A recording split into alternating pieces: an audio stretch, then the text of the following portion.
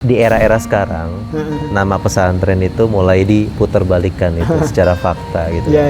Dianggap memisahkan antara dunia dengan agama gitu kan. Di-up-nya hal-hal yang negatif gitu kan, tanpa melihat sisi positif gitu misalnya. Yang jadi oknum mah beberapa pesantren, tapi nama pesantren itu dianggap, ini mah kasusnya sama cuman nggak diungkap aja. Yang mengelola ini orang yang punya sanad Al-Quran. Tentu juga mengacu kepada ulama-ulama kita terdahulu, karena ini adalah pewarisan gitu. Sanad itu kita tidak bisa ijtihad. Menjaga keaslian kemurnian Al-Quran itu harus ada sanad gitu. Memberikan fasilitas untuk makan santri itu harus layak gitu. Dan mereka tidak kekurangan gizi untuk bisa di-push untuk bisa hafal Quran, bisa bahasa Arab, bisa kaji-kaji kitab gitu. Karena 24 jam itu memang diprogram untuk banyak hal gitu. Orang tua nggak mampu gitu ya untuk masukin anaknya ke pesantren, terkendala biaya apa segala macam.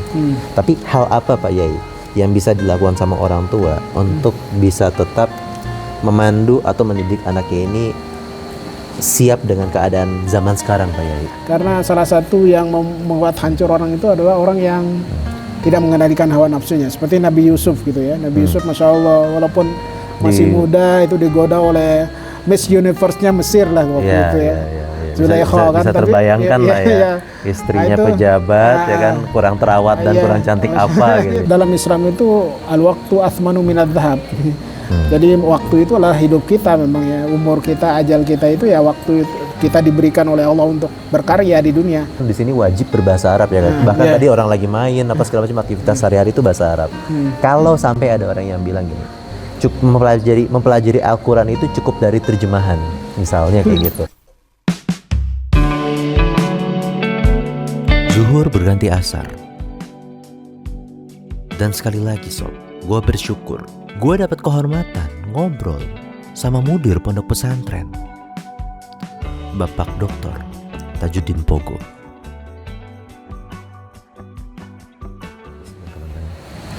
Ya Ustaz, Assalamualaikum warahmatullahi wabarakatuh. Waalaikumsalam warahmatullahi wabarakatuh. Alhamdulillah Ustaz, terima kasih telah menerima kami Ustaz di sini. Maksud dan tujuan kami datang ke sini tidak lain tidak bukan pertama silaturahmi. Insyaallah mudah-mudahan menambah rezeki dan memanjangkan umur insyaallah. Amin insyaallah Ustaz. Baik. Assalamualaikum warahmatullahi wabarakatuh. Alhamdulillah wassalatu wassalamu ala Rasulillah wa alihi washabbihi wa man tabi'ahu wa wala amma ba'd. Saya mudir pesantren ya, Tahfidzul Quran Fityatul Islam. Jadi pesantren Alam Tahfidzul Quran di Fityatul Islam. Di sini kami mencoba untuk menggabungkan antara beberapa konsep yang kami rasa itu adalah punya jejak sangat kuat dalam risalah Islam ya. Umpamanya alam saja kita pilih itu adalah dalam rangka dengan semangatnya ini semangat kayak Nabi Musa di Bukit Tursina gitu. Kemudian Nabi Muhammad di Gua Hira, Tahanus gitu. Ya. Nah, beliau juga bahkan di Bani Sa'idah atau Bani Sa'ad ya, ketika beliau disusui oleh Halimatus Sa'diyah. Jadi beliau tuh tumbuh di daerah yang masih alam bersih gitu, masih murni, masih benar-benar tidak terpengaruh dengan polusi kota yang di ada Mekah. Dengan konsep alam Fityatul Islam ini, kami berharap juga bisa menggembleng, mendidik, membina, membentuk santri-santri yang juga punya kemurnian ya dalam keislamannya, kemurnian yang benar-benar mengakar kepada Al-Quran dan Sunnah ya. Kemudian tidak terlalu banyak dikontaminasi oleh HP oleh oleh pengaruh-pengaruh karena di sini sendiri sinyalnya pun terasa Mas. Sinyalnya ini kalau istilahnya GSM geser dikit hilang gitu. Oh iya, geser dikit mati ya. Iya. Ini berarti Ustadz bagian dari awal pembangunan ini atau gimana Ustadz kalau boleh tahu nih? Iya, ini memang dari kawan-kawan yang sudah merintis dari awal ya, sejak sebelum menjadi pesantren pun teman-teman sudah merintis bagaimana menjadi pesantren ini menjadi kawah cindrom di muko istilahnya. Iya, kawah cindrom di muka. Ya. Yang menjadi kader-kader Muslim yang meneruskan risalah gitu. Nah makanya di sini mereka konsep-konsepnya dasarnya yang telah diletakkan kawan-kawan itu semua ya. Jadi ada namanya kompetensi Qur'ani. Ini yang mereka dan kami juga yakini bahwa ini adalah sesuai apa yang dijanjikan oleh Rasulullah bahwa innallaha la yarfa'u bihadzal kitabi aqwaman wa yad'u bihi akharin. Bahwa Allah akan mengangkat, akan menjadikan unggul suatu kaum dengan Al-Qur'an dan juga akan menghinakannya karena Al-Qur'an. Makanya kalau kita menghafal Al-Qur'an, mentadabbur Al-Qur'an, memahami Al-Qur'an gitu, mengamalkan Al-Qur'an, menjadikan Al-Qur'an sebagai akhlak. Nah ini insya Allah janji Allah tidak akan pernah diingkari, pasti akan semakin jaya siapapun generasi yang memegang dan memperjuangkan Al-Qur'an atau khuluquhu Al-Qur'an sebagaimana yang dijadikan oleh Rasulullah itu dikatakan dalam oleh Aisyah radhiyallahu anha kana khuluquhu Al-Qur'an, bahwa akhlak Rasulullah itu ya Al-Qur'an berjalan gitu. Itu yang membuat ya kita jejak sejarahnya itu generasi yang dibentuk oleh Rasulullah itu yang menaklukkan Persia, Romawi dan membuat peradaban yang sangat cemerlang ya. 7 abad lebih menguasai dunia saat itu. Nah ini yang jadi konsen utama, jadi kompetensi Al-Qur'an, kemudian setelah itu kompetensi Saqafah Islamiyah. Yang lain, Saqafah itu apa? Saqafah itu adalah wawasan yang berkaitan dengan seluruh ilmu-ilmu keislaman, dan Islam itu tidak membedakan mana ilmu kauni atau ilmu syar'i ya. Karena Al-Qur'an sendiri itu menjinggungnya sangat banyak gitu. Mukjizat Al-Qur'an itu justru yang berkenaan dengan kauni gitu. Makanya sumpah-sumpah Allah itu wasyamsi waduhaha ya. Kemudian wal qamari, demi matahari, demi bulan kan. Kemudian bintang-bintang, planet-planet ya. Itu menggambarkan bahwa wawasan keislaman itu harus komprehensif, universal, dan seperti semangat Al-Qur'an sendiri atau Islam itu sendiri rahmatan lil alamin, rahmat untuk seluruh semesta alam. Berarti kauni itu ibaratnya keseluruhan ya, atau gimana Ustaz? Jadi memang ya harus ada wawasan tentang itu. Jadi nggak mungkin kita ini terlepas dari dunia yang tempat kita tinggal sekarang ini tempat kita menanam amal soleh kita. Dan menariknya adalah justru ketika kita menanam di sini dengan segala usaha kita itu pasti ada kaitannya dengan ilmu yang lebih luas kan. Makanya innama yakhshallaha min ibadihil ulama gitu, bahwa sesungguhnya yang benar-benar takut kepada Allah dan takwa kepada Allah itu hanya ulama. Dan ulama itu tidak dibedakan. Ini ayat di surat Fatir ya. Fatir itu artinya Allah yang menciptakan seluruh alam semesta gitu. Iya, pencipta. Fatir itu yang yang mencipta seluruh alam semesta, seperti Khaliq juga. Badi'us Samad yang belum pernah ada misal sebelumnya atau contoh sebelumnya gitu. Nah, di sini ayatnya itu justru muncul di surat Fatir ini innama yakhsyallaha min ibadihil ulama, setelah ayat tentang ada macam-macam gunung yang ada merah, ada hitam, ada macam-macam. Wa minal jibali judadun bidun, itu ada yang putih, wa humrun mukhtalifun alwanuha wa garabi busud gitu. Allah menyinggungnya itu adalah yang sekarang-sekarang baru ditemukan gitu, kayak gunung-gunung pelangi di Cina gitu. Oh iya. Itu Al-Quran sudah menyinggung itu 1400 sudah, tahun yang iya, lalu. yang baru ada orang kaget loh. Kok di Cina ada gunung merah, gunung ini. Nah, saya juga termasuk mempercayai nih, KW juga ini originalnya. Nah, itu langsung setelah itu innama yakhsyallaha min ibadihil ulama gitu.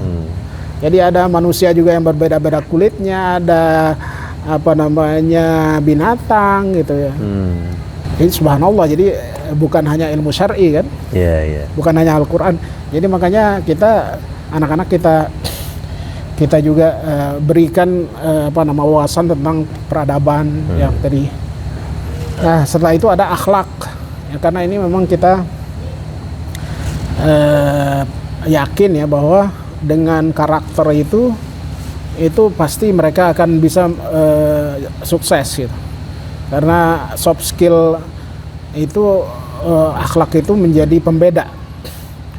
Nah, karena Rasulullah juga dalam misi risalahnya itu liutammima makarimah wa bu'itsu illa liutammima makarimal akhlak. Jadi ada yang akhlak kaitan dengan Allah, akhlak kepada Rasul, kepada kitab, kepada orang tua, kepada sesama gitu ya, kepada alam, kepada binatang dan lain-lain, itu akhlak. Jadi akhlak itu ialah yang jadi konsen untuk dibentuk di sini gitu.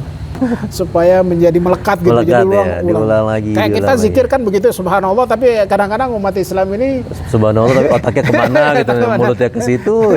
Padahal subhanallah tiap hari itu 33 kali sampai sholat, alhamdulillah, Allahu Akbar juga. Tapi yang nggak masuk ya, yang lebih banyak, yang lebih besar bukan Allah gitu. Yang lebih besar duit, yang lebih besar jabatan. Nah itu, jadi kita sendiri padahal 33 kali itu 5 kali lagi. Saat ini aku mungkin satu-satu Ustadz tadi ya, dari penjabaran Ustadz ini aku tangkap beberapa hal Ustadz. Tadi kan Ustadz sebut kayak kawan-kawan membangun tempat ini. Nah ini tempat ini dibangun Ustadz itu, maksudnya alasan tempat ini dibangun tuh apakah emang ada keturunan kiai kah? Apakah ada keturunan dulu orang tuanya atau siapa punya pesantren terus di sini bikin pesantren juga kan? Ada yang seperti itu Ustadz ya.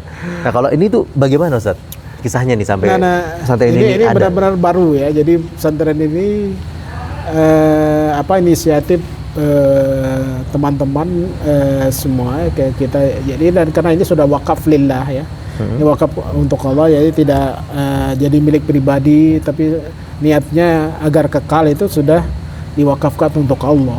Izin tante, ini kawan-kawan ini maksudnya kawan bisnis kah, kawan SMA kah, atau kawan apa Ustaz nih, biar lebih tahu ini Ustaz begitu kalau. Nah ini sebetulnya ya teman-teman yang dari mulai pengajian gitu ya. Oh ketemu teman di pengajian awalnya. Nah kemudian ada yang konsen untuk membentuk generasi-generasi pemuda yang militan gitu ya. Nah awalnya itu sebetulnya ini belum dapat tanah ini ya. Itu awalnya itu kalau di sini Arung Jeram apa itu jadi di sekitar ini kan ada curug naga, ada curug panjang kan. Nah di situ untuk dibentuk karakter lewat situ dulu, pelatihan daurah. Nah untuk pemuda, kegiatan pemuda ya, kegiatan pemuda gitu. Oh, jadi tempatnya mah belum ada, kegiatannya sudah ada. Sudah ada di dekat sini gitu. Itu kan persis cara Nabi saat ya. Sebelum bikin masjid, perkumpulannya udah ada. Sudah ada. Gitu. Jadi pas orangnya udah ada, kegiatannya udah ada, tinggal tempatnya waktu itu. Ya. Nah, alhamdulillah ada yang punya dana lebih kan. Allah membuka kan jalan itu ya. Ada yang mau wakaf, nah belilah tanah ini yang cuman 1 hektar 1,2 hektar lah gitu. Ini ya untuk awalannya ya cukup lah ya untuk bergerak gitu. Nah, akhirnya didirikanlah ini apa namanya pesantren ya, pesantren. karena berarti memang basic teman-teman itu tadi bukan teman pesantren, bukan orang yang punya pesantren segala macam, bukan Ustaz ya? Bukan. Iya, Jadi iya. orang punya semangat untuk untuk memperjuangkan Islam dan mewariskan Islam kepada generasi muda gitu. Dengan mendirikan pendidikan di pesantren gitu ya. Karena memang sudah apa namanya Batak Islam di Indonesia kan banyak dipengaruhi oleh pesantren gitu. Betul. Iya, ya. Nah, itu kita sudah tahu ya, Ustaz ya. Maksudnya sejarah pesantren itu secara nggak langsung kan kami kan mencoba untuk mendalami, Ustaz ya. Iya. Sejarah pesantren kita coba untuk cari tahu segala macam. Namun di era-era sekarang nama pesantren itu mulai diputarbalikkan itu secara fakta gitu. Dianggap memisahkan antara dunia dengan agama gitu kan, ibaratnya segala macam, atau mungkin keblinger dengan agama lah. Kasus-kasus di pesantren di-up-nya hal-hal yang negatif gitu kan, tanpa melihat sisi positif gitu misalnya, atau hanya yang jadi oknum mah beberapa pesantren, tapi nama pesantren itu dianggap sama, sehingga gitu pesantren yang lain tuh dianggap memiliki, ini mah kasusnya sama cuman nggak diungkap aja, nggak gitu. aja gitu misalnya, kayak gitu ya. Sangat disayangkan ya. Jadi kesimpulan yang gegabah kan itu ya. Kesimpulan yang gegabah. Jadi terlalu terburu-buru ya. Yang namanya apa namanya fenomena itu kan fenomena yang ya sangat disayangkan. Memang ada beberapa kasus gitu ya. Jadi kita tidak tahu, karena namanya niat itu kan dari awal dia mendirikan pesantren itu apa niatnya kita nggak bisa termasuk kok. Nama niat dalam hati. Bahkan Rasulullah dalam sebuah hadis juga itu ada seorang sahabat Usamah bin Zaid itu membunuh orang yang mengatakan la ilaha illallah, syahadat ketika dia perang gitu. Nah, ketika terdesak dia buru-buru syahadat, biar kan dia tahu bahwa kalau sudah syahadat pasti terjaga akan nyawanya, hartanya kan. Nah, cuma Usama melihatnya waktu itu dia paling ini untuk menjaga nyawa aja, ini tameng, nggak jujur syahadatnya, tetap ditebas kan. Nah, cuman ketika Rasulullah mengetahui itu, katanya, apakah engkau sudah membedah dadanya dulu sehingga kamu lihat nggak la ilaha illallah di sana gitu kan. Nah, jadi kalau urusan niat itu kan nggak ada yang tahu kan. Nah, makanya kalau lahiriahnya, tampaknya gitu ya, atau fenomenanya itu yang nyata ternyata malah merusak nilai-nilai Islam, berarti kan pesantren itu memang bermasalah dari oknumnya, bukan sistem pesantrennya, bukan lembaganya kan, yang secara resmi sekarang juga sudah ada undang-undang pesantren pemerintah sendiri kan untuk mengakomodir aspirasi umat gitu. Nah, ini keberpihakan pemerintah berpihak dengan pesantren dengan ada undang-undang pesantren ini. Nah, itu kita syukuri. Nah, tapi sebagai pesantren memang niat awalnya dan dari dulunya itu memang untuk membentuk dan membimbing, membina generasi-generasi muda Islam yang lebih komprehensif dalam mengamalkan Islam. Itu yang semangat yang ada kan. Nah, memang ada yang tradisional dalam praktek, ada yang modern, ada yang campur gitu, ada. Itu istiadat masing-masing, tapi semangatnya sama. untuk mempertahankan Islam, memajukan umat muslim. Jadi kalau ada kasus-kasus yang menyimpang itu ya itu adalah pengecualian yang harusnya jangan mengotori yang mayoritas gitu. Jadi yang kasus-kasus terjadi sekarang nih yang di blow up apalagi gitu ya, apa ada tujuan-tujuan untuk mendiskreditkan pesantren. Nah, itu perlu waspadai dan jangan terlalu dipercaya gitu. Nah, karena memang pesantren itu salah satu kelebihannya memang anak-anak harus mondok, nginap ya di pesantren. Nah, itu ada pengawasnya, ada mudirnya, ada pimpinan pesantren, ada pengasuhannya, ada musyrifnya.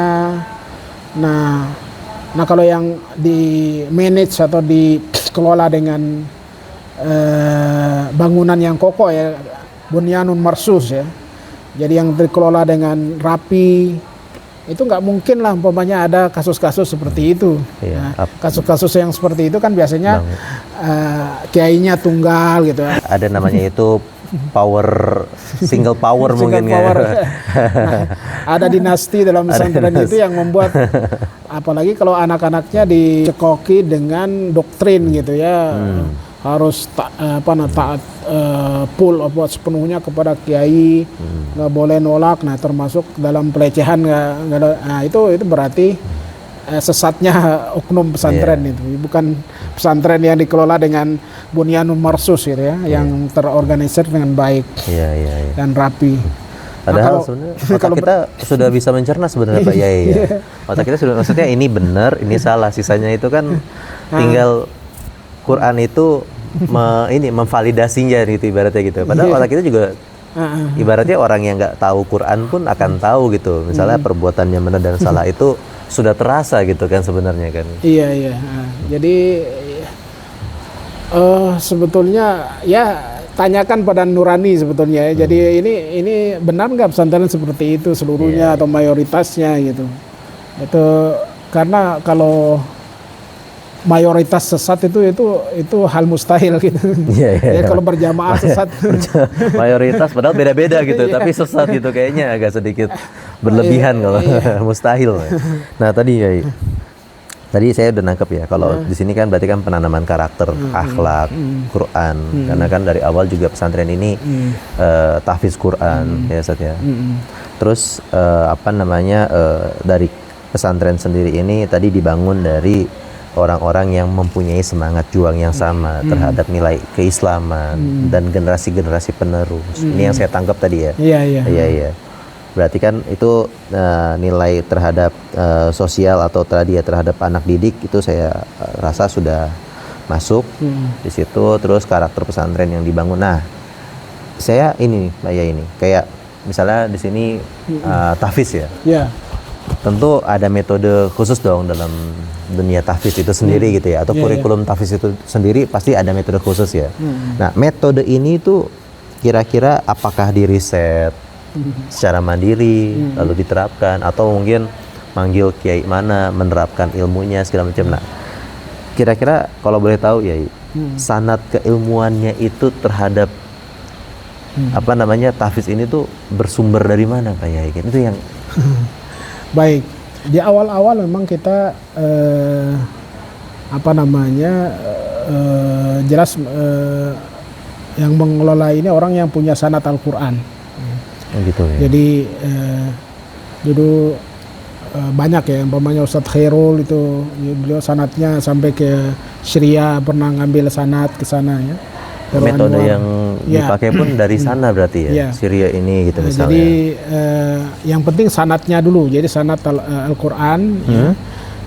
Nah, kemudian sekarang yang megang juga Ustadz Rozan itu punya sanad juga gitu.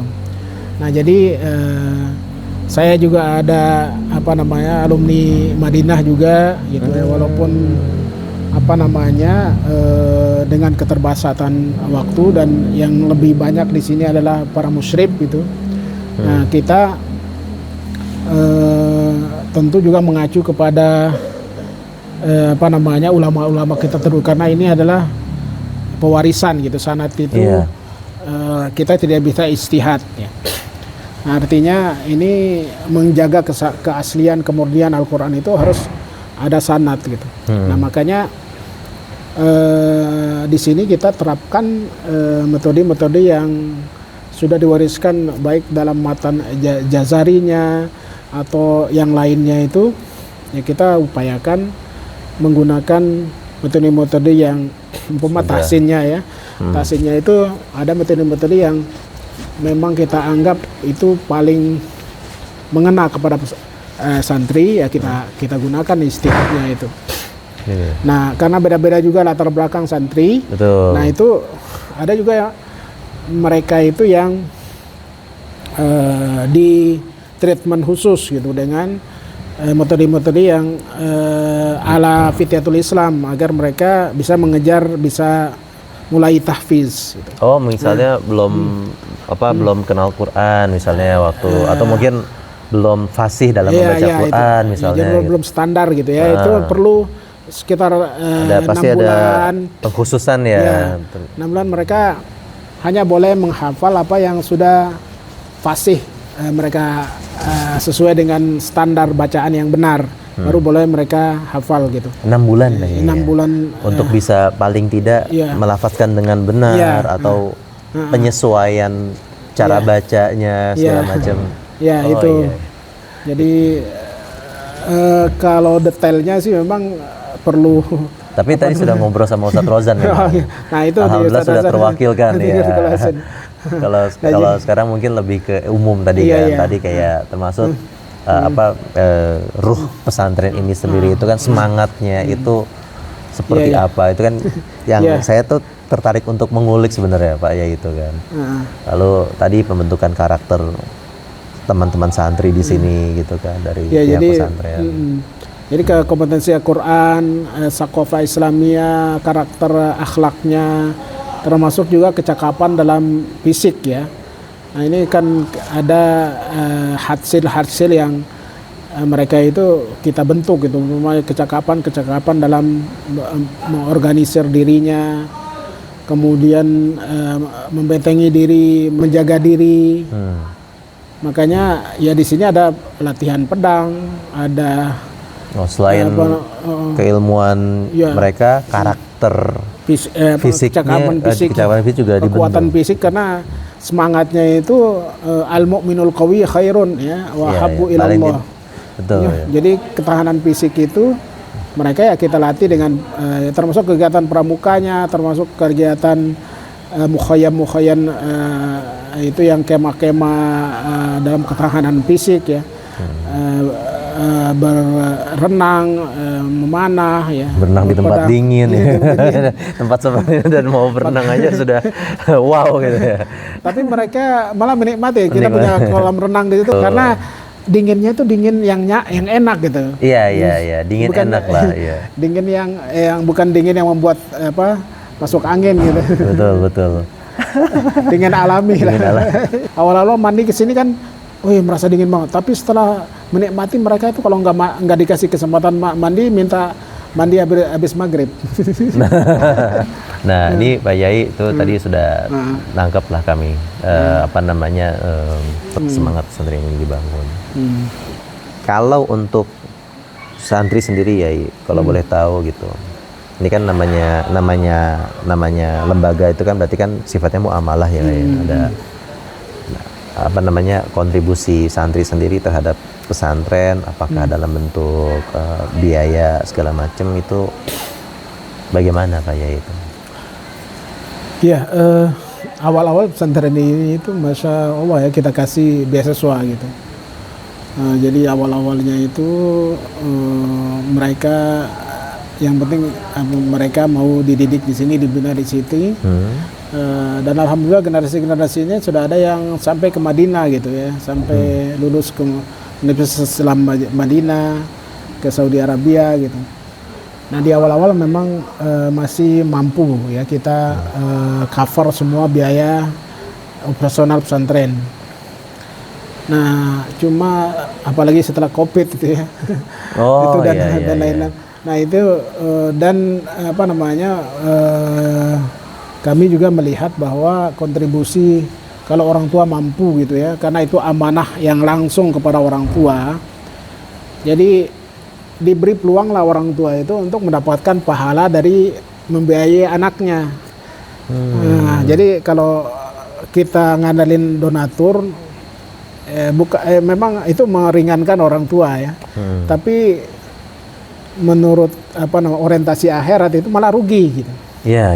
Ya, karena Padahal in kotoa amaulillah min salasin gitu terputus itu kan, kecuali dari 3 berapa. Padahal salah satunya itu amal jariah gitu kan. Ini kan amal jariah orang tua sebenarnya untuk investasi akhiratnya terhadap anak ya. Apalagi kalau anaknya jadi alim gitu, waduh. Jadi nanti pahalanya buat donatur jadinya itu. Jadi anak orang tuanya itu ya kita libatkan juga gitu untuk menanggung biaya anak-anaknya. Termasuk kata Imam Syafi'i kan itu memang ada dirham ya. Jadi Imam Syafi'i itu ada 6 syarat lantana lalu ilma illa bisittatin itu kan yang masyhur itu kan. Memang ada kecerdasan kan. Ada hirsun itu ada keinginan kuat. Kayak tamak terhadap ilmu tuh. Iya, rakus terhadap ilmu. Nah, kemudian kan ada salah satu dirhamun. Iya. Jadi harus ada bulgotun dirham atau bulgo itu ya paling enggak ada modal lah ya. Nah, itu kalau orang tua sendiri yang memodalin kan akan kembali pahalanya untuk orang tua gitu. Nah, makanya ya ada kontribusi orang tua. Walaupun demikian juga ada juga yang memang karena ketidakmampuan ya kami dan dia berprestasi itu ada pertimbangan dari yayasan untuk memberikan beasiswa gitu. Oh, berarti tetap ada subsidi silang juga ada dari situ. Iya, dari situ. Jadi ada ya kita harapkan juga nanti kalau sudah lulus dia ngabdi di sini setahun paling kurang gitu ya. Untuk timbal balik dari dia hal jazaul ihsan ilal ihsannya itu. Masya Allah, iya. Jadi ada perbuatan baik yang dia bisa sumbangkan untuk pesantren lah gitu. Iya.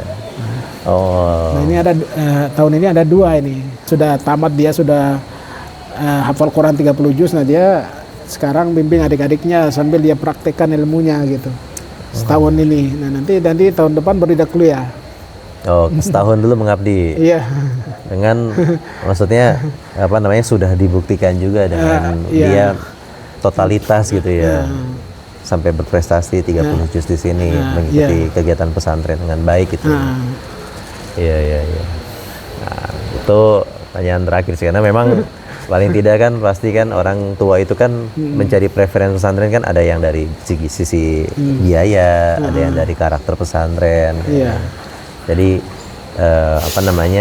ya kita di sini sifatnya itu memang kita punya ini kayak izin sampaikan kita punya metode itu namanya itu sehari menjadi santri. Sebenarnya itu pendekatan sehari menjadi santri pesantren kilat kayaknya. Nah ya itu memang itu tantangan kami ya di sini di antaranya itu memang kebijakan yayasan itu memberikan fasilitas untuk makan santri itu harus layak gitu. Dan mereka tidak kekurangan gizi untuk bisa di-push untuk bisa hafal Quran, bisa bahasa Arab, bisa kaji-kaji kitab gitu. Karena 24 jam itu memang diprogram untuk banyak hal gitu. Jadi jangan sampai sibuk dengan korengan, sibuk dengan dengan penyakit gitu. Tapi lagi. Nah makanya kami berikan ya gizi yang cukup dah ya, lebih dari cukup untuk bisa kita porsir gitu. Nah, makanya orang tua nggak perlu khawatir lah ya kalau untuk masalah makanan anak segala macam sudah dipikirkan. Ya sudah bahkan ada chefnya ada yang sudah pengalaman di luar negeri luar negeri untuk membina ibu-ibu dapur gitu ya. Dilihat ahli gizi nih. Gizinya. Dia sudah pernah katanya di Dubai, pernah di Amerika, pokoknya di kapal pesiar dan lain-lainnya. Jadi alhamdulillah dari chefnya tuh udah pengalamannya kemana-mana sampai. Nah itu kebijakan yayasan begitu karena melihat memang porsi tenaga anak-anak dibuat maksimal gitu. Jadi asupannya juga harus maksimal juga, baik, harus optimal juga dari asupan. Ya dengan segala keterbatasan dana kemampuan kita ya tetap kita usahakan itu. Insyaallah. Ini sebenarnya saya masih banyak hal menarik yang pengen diobrolin. Cuman kayaknya sudah mendekati waktu maghrib ya. Baik, insyaallah. Kita off cam aja ya. Cari ilmunya Bapak Yai, off cam aja ya nanti Kang. Khair insyaallah. Alhamdulillah. Baik, terima kasih Ustadz atas waktunya, ketersediaan waktu, tenaga yang mungkin kami tidak bisa balas. Cuman semoga Allah yang Amin amin ya rabbal alamin. Memberikan kebaikan. Pasti balasan lebih baik dari Allah lah. Betul. Kami di sini, kami ngapain ya? Justru ya dengan hadirnya kami di sini, ini menambah wawasan kami, literasi kami tentang pesantren, khasanah kami tentang pesantren. Ya, kami juga sangat mengucapkan jazakumullahu khair atas silaturahimnya ya. Ya Masya Allah ya. Ini mau dikunjungi, mau di... Kami sangat alhamdulillah Pak Yai. Dibukakan pintu saja kita sangat senang gitu. Bisa berkunjung-kunjung ke lembaga pendidikan Islam yang memang pembentukan karakter umat muslim gitu kan. Generasi setelah ini, generasi setelah ini. Ini kalau digerus terus kan kasihan. Yang kasihan itu adalah orang tua. Orang tua semakin bimbang nanti kan. Tapi kalau saya rasa kalau memang punya pengalaman baik terhadap pesantren, orang tua yang punya pengalaman baik dengan pesantren, saya rasa insya Allah masih tetap istiqomah. Cuman masalahnya banyak juga orang yang tidak tahu tentang dunia pesantren sehingga memelintir sebagian konteks yang dianggap kayak misalnya bersih-bersih masjid gitu kan. Misalnya santri kok orang belajar malah disuruh bersih-bersih gitu misalnya. Bisa jadi kan ya kan tiba-tiba justru sekarang orang bilang tuh anak yang sukses itu anak yang memang sudah mandiri dari kecil. Setuju. Ya kalau dimanjain malah nggak benar gitu kan. Betul. Kalau kami kami punya juga tenaga kebersihan ada semua. Tapi kalau nggak ada porsi anak untuk mereka ada laundry, ada yang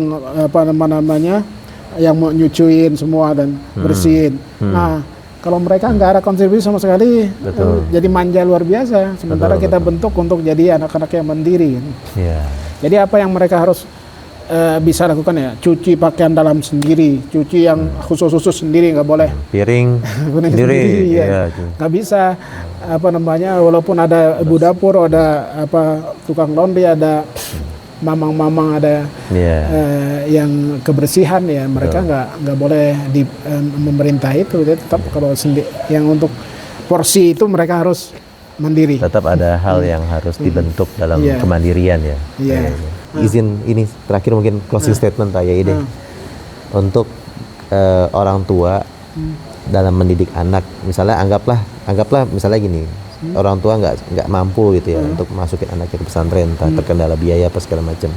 Tapi hal apa Pak Yai yang bisa dilakukan sama orang tua untuk bisa tetap memandu atau mendidik anaknya ini siap dengan keadaan zaman sekarang Pak Yai, kira-kira gitu?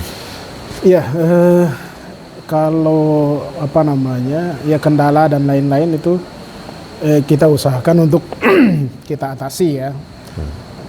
Kalau mampu kita didik anak kita sendiri, itu yang terbaik. Memang itu amanahnya Allah bebankan kepada orang tua ya, langsung ya, ayah ibu.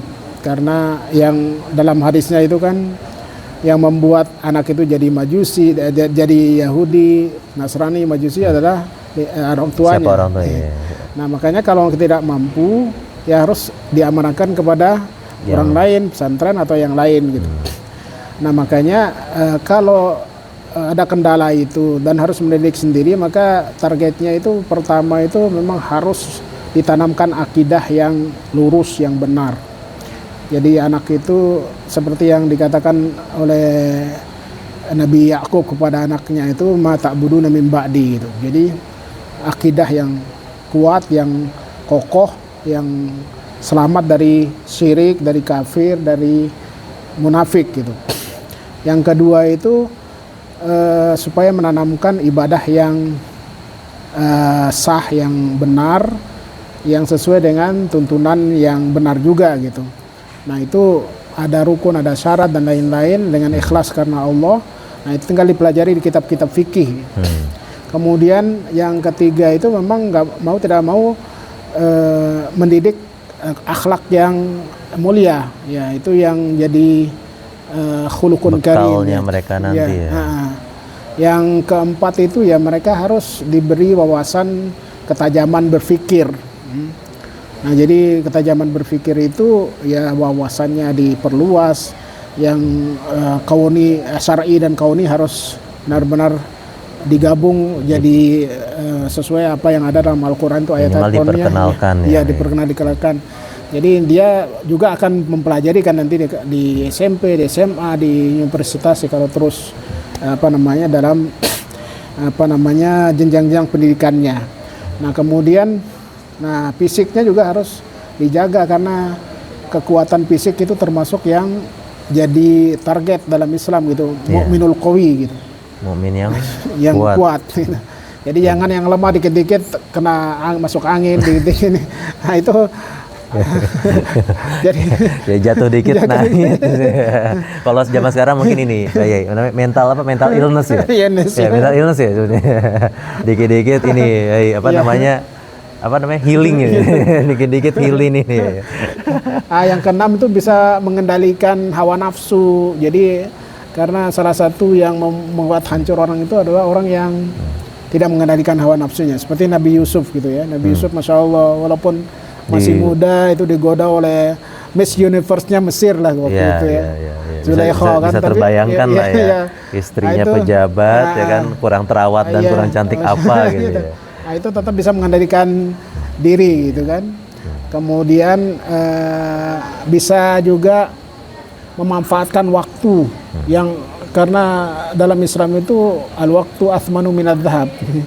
Jadi waktu itu adalah hidup kita memang ya, umur kita, ajal kita itu ya waktu itu kita diberikan oleh Allah untuk berkarya di dunia.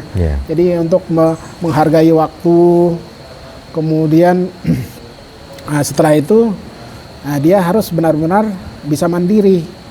Anak itu jangan semuanya kita karena terlalu sayang ibu semuanya. Ya, jadi apa yang bisa dilakukan sama dia harus dilakukan sendiri, jangan kita terus saja Nah, kita juga mendidiknya untuk bermanfaat untuk orang lain. Anak kita kasihan ini, kasihan anaknya capek, kasihan ya bermanfaat untuk orang lain juga gitu. Jangan untuk dirinya sendiri juga, individual nggak benar juga gitu. Jadi dididik bagaimana anak itu punya semangat untuk memberi manfaat kepada sebanyak-banyaknya kepada orang lain. Khairun nasi anfa'uhum linnas. DPR orang tua tuh banyak. Banyak. Nah itu paling nggak, itu kan ada itu namanya karakter unggulan gitu.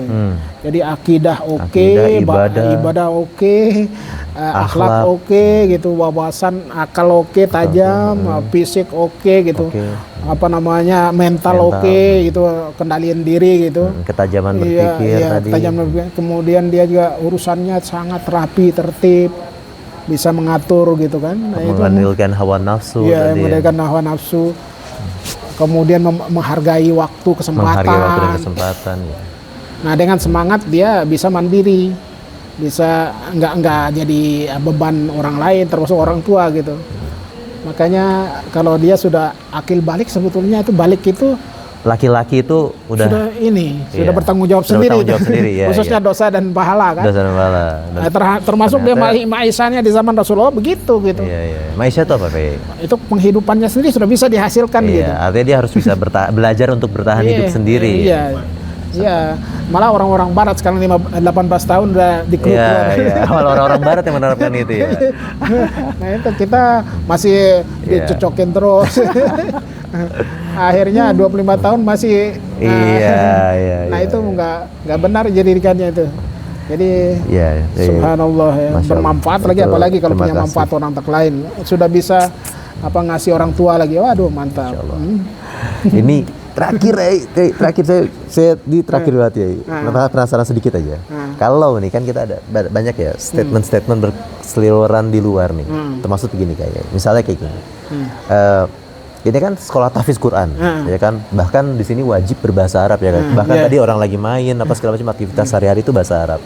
Kalau sampai ada orang yang bilang gini, mempelajari Al-Quran itu cukup dari terjemahan, misalnya kayak gitu.